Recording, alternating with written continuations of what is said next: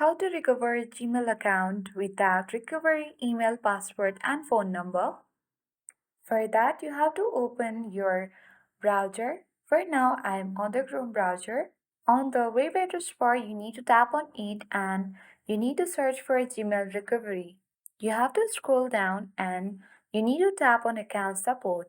Once you open the link, you'll get access to this account support page where you have to enter the email that you want to recover. Once you have entered your email, you have to tap on next button.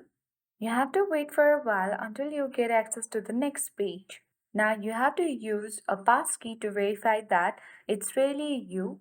You can use your fingerprint or screen lock or the face lock as well. So let's tap on continue and use the passkey. Now once you have verified, you need to tap on update password. Now on this page you can easily create a new password and confirm it. After you have created a strong password, you can tap on Save Password and easily recover your Gmail account without recovery email password and the phone number. That's it for today. I hope this video helped to you. Thank you for watching and see you in the next video.